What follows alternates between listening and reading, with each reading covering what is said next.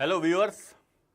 आज इस topper stock के अंदर हम लोग एक ऐसे स्टूडेंट को लेके आए हैं जिसने काफ़ी अच्छे मार्क्स स्कोर किए हैं।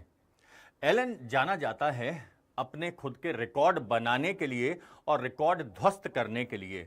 हम नए रिकॉर्ड बनाते हैं, पुराने रिकॉर्ड तोड़ते चले जाते हैं, हम खुद से मुकाबला करते हैं। ये कहानी जो आज हम आपको बताने जा रहे हैं ये है सार्थ प्रशांत पाटिल की, जो सांगली महाराष्ट्र से हैं।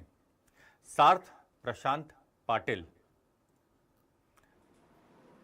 हाँ सार्थ, हेलो, कैसे हैं? हेलो सर, अच्छा हूँ। बहुत अच्छे। तो अभी हम्म, आपको कैसा लग रहा है? कल रिजल्ट आने के बाद में घर में कैसा माहौल है? बहुत सब खुश है, अच्छा लग रहा है। अच्छा लग रहा है। रिलीव्ड। आपने ट्वेल्थ भी इसी साल किया है? Yes sir. तो ट्वेल्थ में क्या स्कोर किया आपने? ट्वेल्थ में मेरा सीबीएसई में परसेंटेज था 97। Very good, very good. यानी कि जो लोग ये सोचते हैं कि ट्वेल्थ के साथ में हम नीट क्रैक नहीं कर सकते, क्या ऐसा है? लोगों की धारणा रहती है ना कि नीट, ट्वेल्थ के साथ नीट क्रैक नहीं कर सकते। मतलब ट्वेल्थ के साथ नीट क्रैक करना पॉसिबल है। हाँ सर। और बहुत अच्छे नंबर आपके हैं। आपके कितने मार्क्स हैं सब आपसे ही सुनना चाहते हैं। मैं नहीं बताऊंगा, आप बताएंगे आपके कितने मार्क्स हैं। मेरे 715 है 720 में से। एक क्वेश्चन कहाँ गलत हो गया? सर बॉटनी में गलत हो गया, बायोडाइवर्सिटी का। चलो, very good, very good, very good. तो शुरू करते हैं। सार्थ, आपको ये प्रेरणा कहाँ से मिली, ये इंस्पिरेशन कहाँ से मिली कि आपको डॉक्टर ही बनना है? इतने सारे कैरियर्स हैं, तो इसमें से आपने डॉक्टर बनने की ही क्यों सोची? सर एक्चुअली मेरे मम्मी पापा भी डॉक्टर ही है। तो छोटा हूँ तब से उन वो देखते आ रहा हूँ, तो मेरा भी एक ड्रीम था कि मैं भी एक सर्जन बनूं, बहुत अच्छे इंस्टीट्यूट से एक सर्जन बनूं। इसलिए उसी ड्रीम को परसू करने के लिए नीट। Very good. तो आपके जो मार्क्स हैं ट्वेल्थ में, तो सार्थ के मार्क्स हैं 97%। और 715 मार्क्स इनके नीट में हैं आउट ऑफ 720। और बॉटनी का एक क्वेश्चन इनका गलत हुआ है, अगर वो सही हो जाता तो ये एक और ये इतिहास रच देते, 720 आउट ऑफ 720, है ना? तो ये बताएं सार्थ कि आपको एलन ऑनलाइन प्रोग्राम के बारे में कैसे पता लगा और आपने एलन को ही क्यों सेलेक्ट किया अपनी कोचिंग के लिए? सर एलन ऑनलाइन प्रोग्राम के बारे में मुझे अपना न्यूज़पेपर्स या फिर जो एडवर्टाइज आते हैं उसमें से और सोशल मीडिया के द्वारा भी पता चला। मेरे सीनियर भी है लास्ट ईयर के बैच से, उनसे भी पता चला। एलन ही प्लेटफॉर्म क्यों?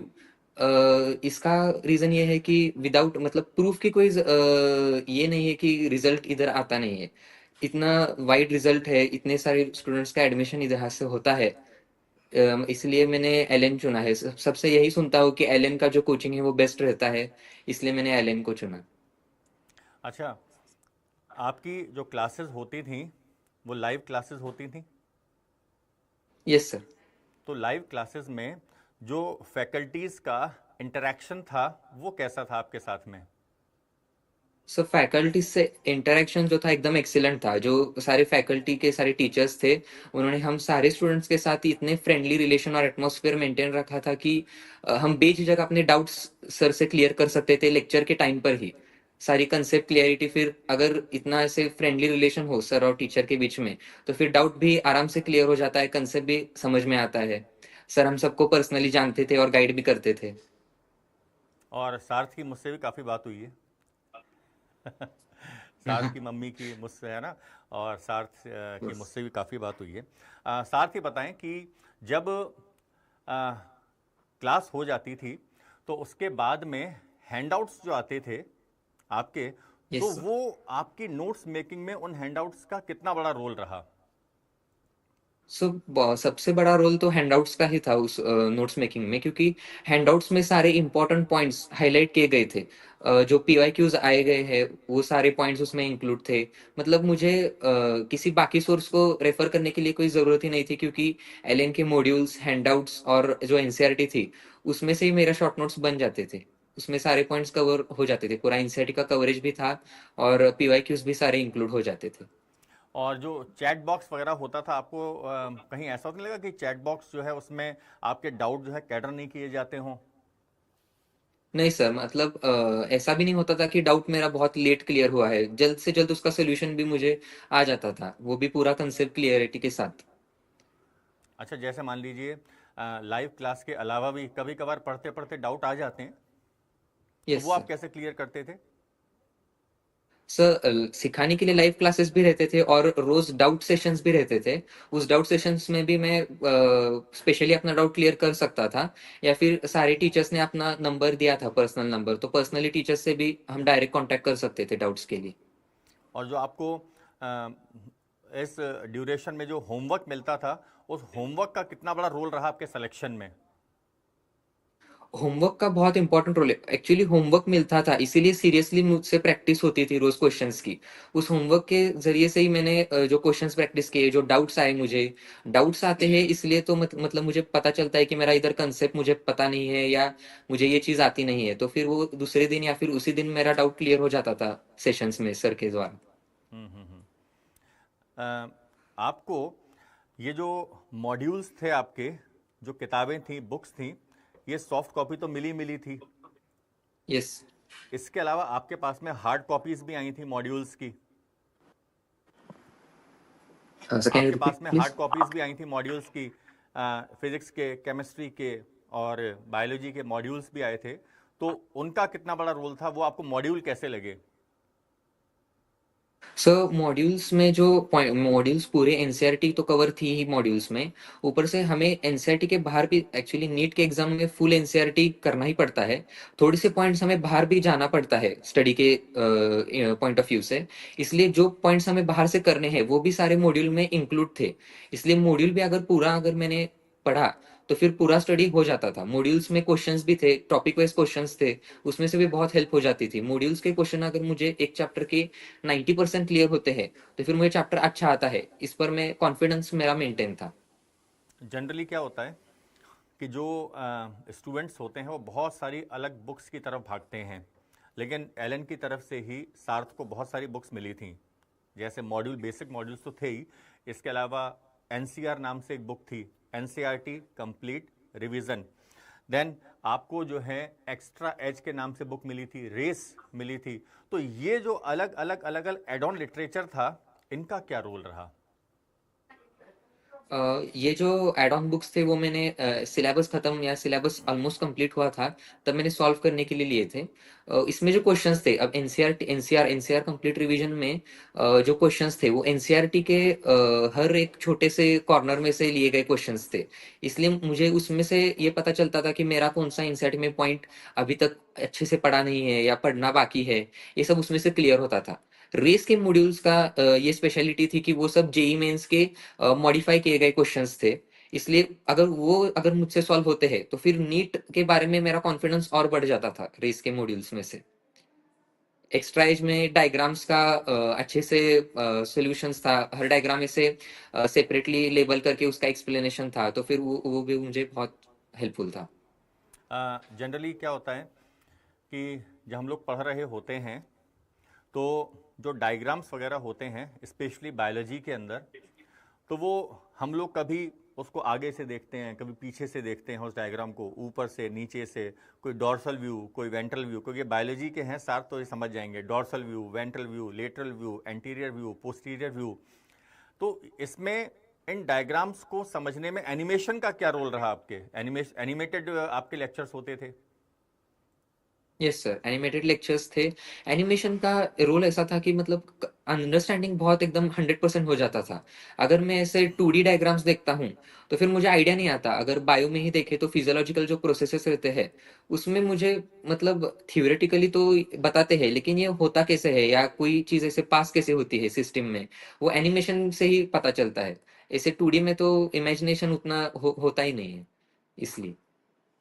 चलिए, जब एग्ज़ाम आपका आने वाला था, तो आपको कुछ सैंपल पेपर्स आए थे आपके घर पे।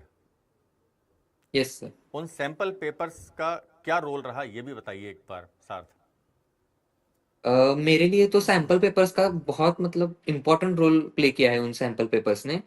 एग्जाम के जस्ट 10 दिन पहले वो 5 सैंपल पेपर आए थे मुझे 720 मार्क्स के। मेरा शेड्यूल ऐसा था कि मैं रोज सुबह जब स्टडी के लिए बैठने से पहले मैं हर एक सैंपल पेपर सॉल्व करता था।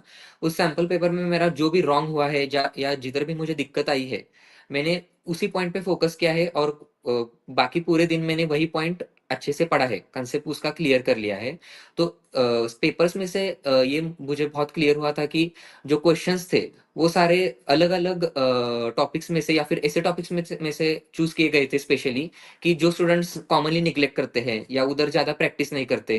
तो फिर वो जब मैंने सॉल्व किया तो मुझे पता चल गया था कि हाँ ये मेरा वीक है, मुझे ये करना पड़ेगा। वो मैंने किया। इसकी मदद से मेरा सिलेबस पूरा कंप्लीट हो गया था और कॉन्फिडेंस भी बहुत बूस्ट हो गया था मेरा। अ, सार्थ, वैसे तो जनरली क्या होता है कि जब आमने सामने टीचर और स्टूडेंट होते हैं तो बातचीत होती रहती है, लेकिन एलन में ये बातचीत अलग अलग सेशंस के माध्यम से हुई थी, अगर आपको याद हो तो। विजेता, यस सर। लक्ष्य, लक्ष्य से। है ना, ऐसे सेशंस थे। और एक संवेग सेशन भी किया था। तो ये जो यस सर। सेशंस थे, इनका आपको क्या रोल लगता है? इस सेशंस में हमें एक्चुअली मैं ये सेशंस मेरी मम्मी के साथ भी अटेंड करता था। तो ये सेशंस में हमें स्ट्रैटेजी बताते थे, मतलब अब मेरी स्टडी की स्ट्रैटेजी कैसी होनी चाहिए, मुझे क्या प्रॉब्लम्स हो रहे हैं तो उसका सोल्यूशन क्या है। बहुत से स्टूडेंट्स को मेरे जैसे ही प्रॉब्लम है तो हम क्या कर सकते हैं इस प्रॉब्लम को टैकल करने के लिए। हर सेशन में एक अच्छी सी स्ट्रैटेजी बताई जाती थी कि अब मैं मेरा टाइम टेबल कैसा रखूं, या मेरा शेड्यूल कैसा होना चाहिए, मैं मेरा टाइम कैसे मैनेज कर सकता हूँ, प्रैक्टिस कितने क्वेश्चंस की होनी चाहिए। ये सब कुछ मुझे उन सेशंस में से क्लियर था। जो एलन का एआई पावर्ड ऐप है, जिसमें बहुत सारे यस। फीचर्स आपने देखे, होमवर्क फीचर, कस्टमाइज क्विज, ऐसे ही पर्सनलाइज टेस्ट। तो ये कस्टमाइज क्विज और पर्सनलाइज टेस्ट भी आपने दिए थे? यस सर, कस्टमाइज कुछ भी दी थी। दिए थे। चलिए, बहुत बढ़िया। और एक ओवरऑल केयर और रेगुलर कनेक्ट, मतलब आपने जो है महसूस किया अपने एलन ऑनलाइन प्रोग्राम के अंदर। तो आपको ऐसा नहीं लगा यस। कि यहाँ से तो हम कोटा से पढ़ा रहे हैं, आप वहाँ पर सांगली में, अच्छा आप प्रॉपर सांगली में रहते हैं या सांगली से भी कहीं डिस्टेंस है? सांगली से एक 45 मिनट्स या 1 और 22 किलोमीटर दूर है मेरा घर, तासगांव में है। अच्छा अच्छा अच्छा अच्छा, 22 किलोमीटर दूर है, लगभग लगभग लगभग। हाँ हाँ, चलिए ठीक है। तो आप जो हैं, कोई आपकी हॉबीज़, आपको रिफ्रेश होने के लिए कुछ करते हो आप, कुछ आपकी हॉबीज़ रही हों? हाँ मतलब अगर सेशंस के बीच में भी हर एक लाइव सेशन के बाद 15 to 30 मिनट्स का ब्रेक रहता ही था। तो मतलब अगर स्टडी से कंटिन्यूस स्टडी से अगर कोई स्ट्रेस हो रहा हो तो फिर स्ट्रेस को रिलीव करने के लिए मैं एक छोटा सा 5-10 मिनट का वॉक लेता था, या फिर कुछ खा लेता था। वैसा ही था। अच्छा, खाने में क्या पसंद है सार्थ को?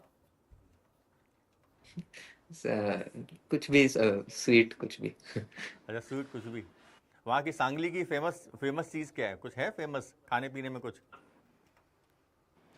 हम्म, सांगली में और तासगांव में रेजिन मार्केट है बहुत फेमस ग्रेप्स के लिए। अच्छा, ग्रेप्स के लिए रेजन मार्केट है। तो वहाँ पे क्या ये रेजन्स की खेती वेती भी होती है क्या? Yes sir. ओके।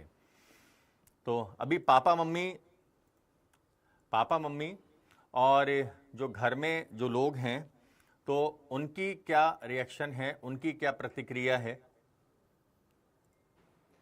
सबको तो मतलब एक्सपेक्टेशन से बहुत ही बढ़कर मार्क्स आए, इसलिए सभी बहुत खुश है, मतलब इमोशनल है सब। मतलब सबको ही मतलब मुझसे भी ज्यादा खुशी हो रही है बाकी सबको। ओके। तो अच्छा ये बताएं कि आपने जैसे ये जो है प्रोफेशन आपने चुना, तो आपके साथ कुछ ऐसी बचपन में कुछ ऐसी कोई घटना हुई या कुछ हुआ कि आपको जिसने मोटिवेट किया कि भाई मुझे जो है मेडिकल फील्ड में ही जाना है, या मुझे जो है सर्जरी में ही जाना है मुझे? एक्चुअली अभी ऐसा हुआ था कि 11th में ही मैं एक्चुअली मेरे ग्रैंड मदर के साथ रहता था, लातूर गया था मैं स्टडी के लिए। मतलब मेरा जो कॉलेज था वो लातूर का था। Nominal college. तो फिर मैं मेरे ग्रैंड मदर के साथ रहता था।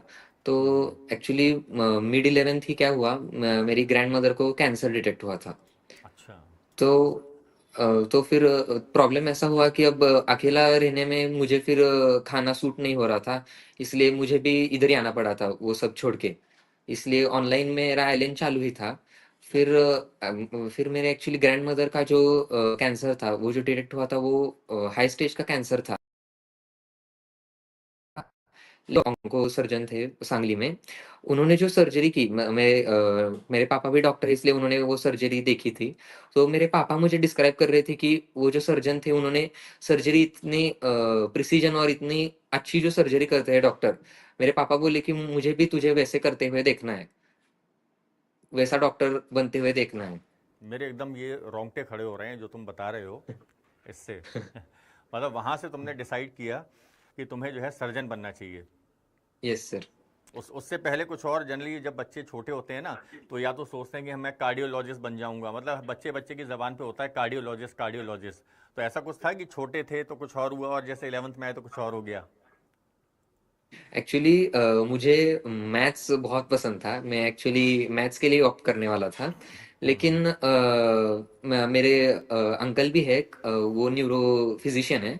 तो उनसे बात की, मतलब उनका प्रोफेशन इतना अच्छा है, मैंने देखा पेशेंट्स वो कैसे देखते हैं, या फिर ये कितना नोबल प्रोफेशन है, मुझे उनसे पता चला था मेरे अंकल से। जब मैं आई थिंक सो 6th या 7th में था, तब मुझे पता चला था कि इतना नोबल प्रोफेशन होता है डॉक्टर बनना, पेशेंट्स को हेल्प करना। इसलिए मैंने तभी चूज कर लिया था कि मैं मेरा अभी प्रोफेशन मेडिकल में ही परसू करूंगा। मेडिकल में परस्यू करेंगे। चलिए, बहुत बढ़िया बहुत बढ़िया। अच्छा ये बताएं कि आ, कोई स्पोर्ट्स पसंद है? टेनिस, टेनिस खेलता हूँ मैं, tennis, lawn lawn tennis. Tennis या टेबल हाँ, टेनिस? Lawn tennis. तो वहाँ पर हैं ऐसी फैसिलिटीज़ कि तुम लॉन टेनिस खेल सको, आपके लॉन टेनिस खेल सकें सार्थ?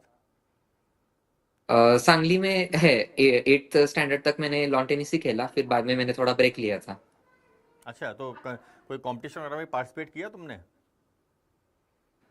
लॉन टेनिस में, और स्केटिंग स्केटिंग भी करता था मैं। स्केटिंग में मैंने कंपटीशन में पार्ट लिया था, मैं स्टेट लेवल तक गया था। अच्छा, अरे बहुत बढ़िया। ये देखिए, होता क्या है कि जो पढ़ने में अच्छे होते हैं वो हर फील्ड में अच्छे होते हैं। तो सार्थ भी जो हैं वो स्केटिंग और लॉन टेनिस खेला करते थे। सार्थ, जो नीट एस्पिरेंट्स आपको देख रहे हैं, जो नेक्स्ट ईयर नीट देना चाहते हैं या उसके नेक्स्ट ईयर देंगे, तो उनके लिए आपकी क्या एडवाइस है, इन एस्पिरेंट्स के लिए? सर, सबसे इम्पोर्टेंट एडवाइस तो मेरी यही रहेगी कि एनसीईआरटी बहुत थरली पढ़ना बहुत जरूरी है। बहुत बार पढ़ना चाहिए एनसीईआरटी, जब तक वो ऐसे at the back of the hand by heart ना हो जाए, तब तक एनसीईआरटी पढ़ना ही है। सेकेंड थिंग होगी कि मॉड्यूल्स अच्छे होने चाहिए, जो मॉड्यूल्स आप पढ़ते हो वो एकदम एक्यूरेट होने चाहिए, प्रिसाइज होने चाहिए। उसमें कोई डिफिकल्टी नहीं होनी चाहिए। सॉल्व करना है क्वेश्चंस, बहुत सारे क्वेश्चंस सॉल्व करना है। प्रीवियस ईयर के क्वेश्चंस रेफर करने हैं। जो लाइव क्लासेस तुम अटेंड करते हो, वो भी एकदम सीरियसली अटेंड करने हैं, सिंसियरली अटेंड करने हैं। अपनी हेल्थ का भी बहुत ध्यान रखना है, क्योंकि हेल्थ है तो बाकी सब कुछ है। अगर हेल्थ ही अच्छी नहीं होगी तो फिर पढ़ाई क्या ही होगी। इसलिए हेल्थ को भी मेंटेन करना है। अच्छे से स्लीप लेनी है, जो जितना टाइम मिले उसमें से स्मार्ट वर्क करके स्टडी करना है। ज्यादा स्टडी के लिए फोकस नहीं है। प्रॉपर स्लीप होनी चाहिए, प्रॉपर फूड मेंटेन रहना चाहिए, और बाकी के टाइम में स्मार्ट स्टडी भी हो सकता है। अच्छा सार्थ, पापा का, मम्मी का, इनका कितना बड़ा रोल है तुम्हारे इस सफलता के अंदर, इस सक्सेस के अंदर? उनका ही मतलब उनका ही सबसे महत्वपूर्ण रोल है। पापा ने मुझे इतना सपोर्ट किया है, मतलब इमोशनली भी बहुत सपोर्ट किया है। मेरे कम ही मार्क्स अगर आते थे, तो फिर पापा ने मुझे मतलब ऐसे बोला नहीं है कि कम मार्क्स आए तेरे क्यों आए। उल्टा उन्होंने मुझे समझाया कि कोई नहीं, अगले टेस्ट में हो जाएगा, पढ़ाई करते रहना है बस। मम्मी का भी बहुत बड़ा रोल है एक्चुअली। जो मेरे टेस्ट में देता था, उनका जो एनालिसिस होता था, टाइम मेरा वेस्ट ना हो इसलिए मम्मी ही मेरा पेपर देखती थी, कौन से चैप्टर में से रॉन्ग हुआ है, कौन सा नंबर का क्वेश्चन रॉन्ग हुआ है। मम्मी खुद लिखती थी, और फिर बाद में मैं देखता था, क्वेश्चंस का एनालिसिस करता था। चलिए सार्थ, बहुत खुशी हुई आपसे मिलके, और आपको, आपके पापा मम्मी को और आपके सभी घर वालों को, और मैं तो कहता हूं आपके पूरे सांगली को, है ना, मेरी तरफ से और एलन की तरफ से बहुत बहुत शुभकामनाएं। और हम लोग थैंक यू मिलते सर। रहेंगे साथ। Yes sir, thank you sir. ठीक है।